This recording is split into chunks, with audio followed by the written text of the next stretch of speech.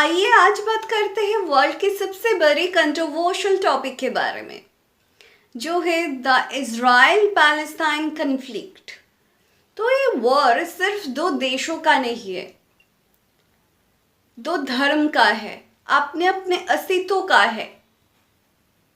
और इस वीडियो में हम आगे जानेंगे कि सही कौन है और गलत कौन है, और इस कन्फ्लिक्ट से इंडिया पर क्या असर पड़ता है। कहानी की शुरुआत करने से पहले आइए ये मैप देख लेते हैं। तो ये है इजराइल पैलेस्टाइन की map. Yes you are right, map में इजराइल तो दिख रहा है लेकिन पैलेस्टाइन कहाँ है। एक्चुअली जैसे पाकिस्तान इंडिया डिवाइडेशन के बाद दो हिस्सों में बटे हुए थे, ऐसे ही हालात पैलेस्टाइन के साथ है। वेस्ट में नीचे गाजा स्ट्राइप दिख रही होंगी और ऊपर वेस्ट बैंक दिख रहा होगा, और ये दोनों मिलकर ही बनाते हैं पैलेस्टाइन। और ये गाजा सेक्शन में ही रूल करते हैं हमास, और वेस्ट बैंक सेक्शन में रूल करते हैं फतेह। लेकिन हमास जो है वो वायलेंट मिलिटेंट ग्रुप है और फतेह जो है वो नॉन वायलेंट है। और ये हमास और फतेह भी एक दूसरे को अपना राइवल मानते हैं। और अब आते हैं करंट सिचुएशन पर। हालांकि ये युद्ध हजारों साल पुराना है, लेकिन अभी के लिए जो शुरुआत हुई वो 7 अक्टूबर को हुई, जब हमास ने एक साथ इजराइल पर 5000 रॉकेट से अटैक की। और ये अटैक में अभी तक के रिपोर्ट के अनुसार, जब मैं ये शूट कर रही हूँ,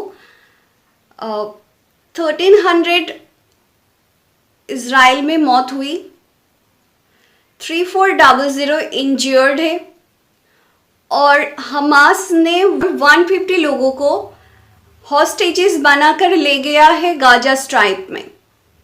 और ये नंबर्स में सिर्फ इजरायलीस ने ही, इसके साथ और भी फॉरेनर्स भी शामिल हैं।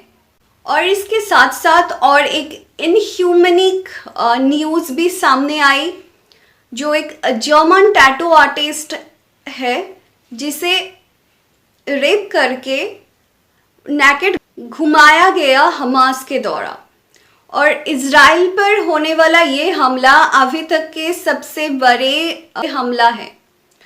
और हमास के द्वारा ये जो नाम दिया गया है वो है operation Al Aqsa flood. Next day Israeli prime minister Benjamin Netanyahu ने भी वॉर डिक्लेयर कर दी। उन्होंने कहा, We are at war. Not an operation, not a round, but at war. He also added, the enemy will pay an unprecedented price. और Israel ने इस operation का नाम दिया द आयरन शोर्ड। और अभी तक के रिपोर्ट के अनुसार 1900 पैलेस्टाइन के लोगों को डेथ हुई और ऑलमोस्ट 7700 लोग जख्मी हुए। और सिर्फ यही नहीं, इजराइल ने गाजा स्ट्राइक को जाने वाला जो वाटर, इलेक्ट्रिसिटी, फूड, ये सब कुछ बंद कर दिया है। न्यूज़ ये भी सामने आ रहा है कि इजराइल ने स्कूल, हॉस्पिटल, कॉलेज, ये सब में भी ब्लास्ट कर रहा है। और उन लोगों की तरफ से ये जानकारी आई कि उन लोगों ने ये सब प्लेस इवैक्यूएट करने को कहा, लेकिन फिर भी ये भी डिनाई नहीं किया जा सकता कि ये सब ब्लास्ट में इनोसेंट लोगों को जान जा रहा है। अब आते हैं इस बात पर कि ये कन्फ्लिक्ट से इंडिया पर क्या इफेक्ट पड़ेगा। तो शुरुआत से देखा जाए तो इजराइल पैलेस्टाइन के डिवाइडेशन के टाइम इंडिया पैलेस्टाइन को सपोर्ट कर रहा था, और आगे जाकर देखा गया कि इंडिया दो देशों के साथ ही अच्छा रिलेशन बना के रखना चाहता है। लेकिन हाल ही में जो ट्वीट आ रहा है पीएमओ के ऑफिस की तरफ से, उसमें ये देख रहा है कि इंडिया सपोर्ट इजराइल। यहाँ पे एक बात बता दो, इंडिया यहाँ पे रशिया यूक्रेन वॉर के टाइम पर जैसे हाँ ना सपोर्ट ऐसा कुछ भी नहीं कर रहा था, ऐसे पोजीशन लेकर बैठा था, ऐसे डिप्लोमेटिक पोजीशन ले सकते थे लेकिन नहीं लिया, इजराइल को सपोर्ट कर रहा है। तो बहुत सारे क्रिटिक्स को ये लग रहा है कि मोदी गवर्नमेंट जो है वो राइटिस्ट है, और अभी इजराइल में जो चल रहा है बेंजामिन नेतन्याहू जो गवर्नमेंट है वो भी राइटिस्ट है, तो इसलिए सपोर्ट कर रहा है।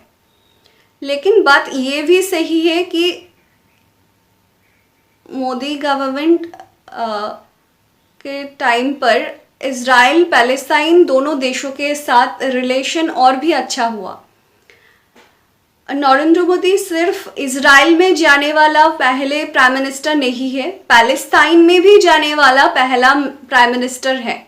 लेकिन अभी इजराइल को सपोर्ट करना इंडिया पे भारी पड़ सकता है, क्योंकि अरब कंट्री के साथ रिलेशन खराब भी हो सकता है। जानकारी के लिए बता दो कि सऊदी अरबिया जो है वो इंडिया का 4th लार्जेस्ट बिजनेस पार्टनर भी है, और इंडिया का जो पेट्रोलियम प्रोडक्ट, पेट्रोलियम जो आता है वो अरब कंट्री से आता है, और अगर अरब कंट्री के साथ रिलेशन खराब हुई तो इंडिया पहले से ही जो पेट्रोलियम के प्राइस को लेकर इंडिया में इतना प्रॉब्लम हो रहा है वो और भी बढ़ सकता है। दूसरी बात ये है कि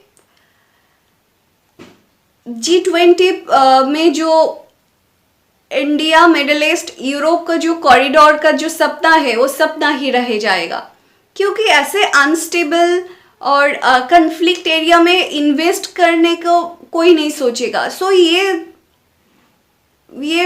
जो सपना वो सपना ही रह जाएगा, और अगर इन्वेस्ट कर भी दिए तो इसका फ्यूचर कोई नहीं है, क्योंकि ये कभी भी ब्लास्ट हो सकता है, वहाँ पे वो डैमेज हो सकता है, तो फायदा क्या है, कुछ भी नहीं। अब आते हैं ये क्वेश्चन पे कि सही कौन है। तो इजराइल और पैलेस्टाइन दोनों देशों के पास अपने अपने कॉज है, दोनों अपने अपने धर्म के लिए लड़ रहा है, अपने जन्मभूमि के लिए लड़ रहा है, अपने अस्तित्व के लिए लड़ रहा है।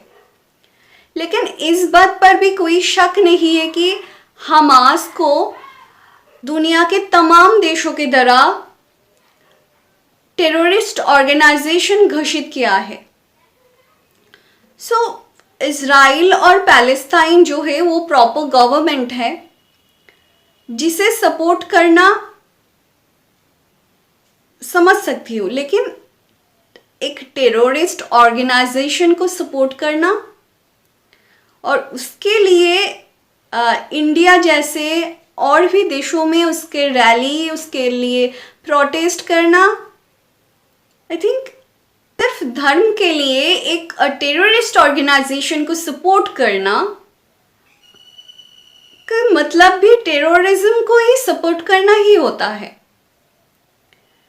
दूसरी तरफ इजराइल और पैलेस्टाइन जो है वो प्रॉपर गवर्नमेंट है, तो अगर कोई इजराइल को सपोर्ट करता है वो भी सही है, अगर कोई पैलेस्टाइन को सपोर्ट करता है वो भी सही है, लेकिन हमास को सपोर्ट करने वाला और उसके लिए रैली निकालने वाला कहीं ना कहीं टेररिज्म का ही सपोर्ट करता है। और दूसरी तरफ हमास पैलेस्टाइन नहीं है, हमास पूरे पैलेस्टाइन को रिप्रेजेंट नहीं करता। इवन जो गाजा स्ट्राइप में मोर देन 60 लाख पीपल रहता है, लेकिन जो हमास है उसका जो मेंबर है वो 27,000 तक है, तो हमास पूरे पैलेस्टाइन को रिप्रेजेंट नहीं करता। तो इसीलिए हमास से बदला लेने के लिए उस इनोसेंट लोगों को ऊपर ब्लास्ट करना भी कंडेम होना चाहिए, क्योंकि ये सब में उन सब का क्या गलती। हम इस वीडियो के लास्ट में आ गए और बस मुझे कुछ कहना है कि मेरे जो ओपिनियन है वो आपसे डिफरेंट हो सकता है, आप मेरे से एग्री नहीं कर सकते, वो अपनी अपनी मर्जी है, अपने अपने ओपिनियन है, वो कमेंट बॉक्स में आप लिख सकते हैं। लेकिन हमें ये नहीं भूलना चाहिए कि हम इंसान हैं, हमारी वॉइस हमेशा वायलेंस के खिलाफ होने चाहिए, साथ नहीं। तो हमास के जो वायलेंस है हमें उसके खिलाफ भी वॉइस उठाना चाहिए।